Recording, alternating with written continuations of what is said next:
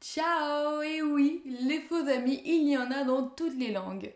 Et devinez quoi? L'italien n'y fait pas exception. C'est pourquoi aujourd'hui on va voir quelques verbes qui sont un petit peu trompeurs.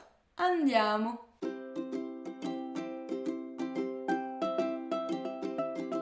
Alors, le premier est sudare, qui ne veut pas dire souder, mais suer, transpirer. Sudare. Mi sudano le mani. Mi sudano le mani. Mes mains transpirent. Mais du coup, comment dire souder en italien? Eh bien, ça se dit saldare. Saldare. Saldare. Faccio un lavoro in cui devo saldare spesso. Faccio un lavoro per cui devo saldare spesso. Je fais un travail dans lequel je dois souvent souder.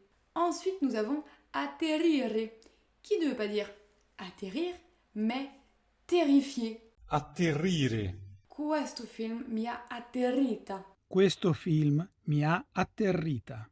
Ce film m'a terrifié. Et donc pour dire atterrir en italien, ça ne sera pas atterrire, mais atterrare. Atterrare. Atterrerò tra pochi minuti. Atterrerò tra pochi minuti. Je vais atterrir dans quelques minutes. Troisième verbe qui est curare. Curare. Vous vous en doutez, il ne veut pas dire curer, mais soigner. Questo sciroppo mi curerà la tosse. Questo sciroppo mi curerà la tosse. Ce sirop va me soigner ma toux.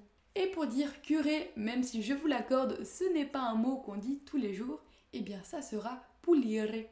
Pulire. Ho pulito gli zoccoli del mio cavallo. Ho pulito gli zoccoli del mio cavallo. J'ai curé les sabots de mon cheval. Ensuite, nous avons picchiare, qui signifie battre, frapper, taper quelqu'un et non piquer. Picchiare. Ho picchiato mio fratello.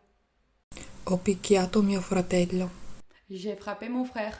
Et donc pour dire piquer au sens large du terme, parce que piquer peut prendre différents sens en fonction du contexte, mais là je vais rester sur piquer, par exemple s'être fait piquer par un moustique, ou quand on parle de la sensation de picotement, notamment dû au froid. Et donc ça sera pungere.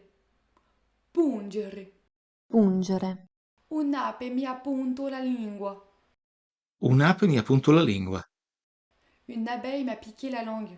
Et enfin, nous avons le fameux verbe salire, qui ne veut pas dire salir, même si c'est très tentant, mais monter. Salire. Dans le sens gravir, grimper, siamo salite in cima alla torre. Siamo salite in cima alla torre. Nous sommes montés au sommet de la tour. Mais aussi monter dans le sens augmenter. La temperatura sale ogni giorno. La temperatura sale ogni giorno.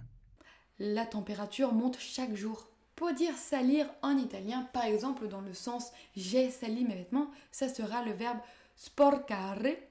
Sporcare. Ho sporcato i miei vestiti. Ho sporcato i miei vestiti.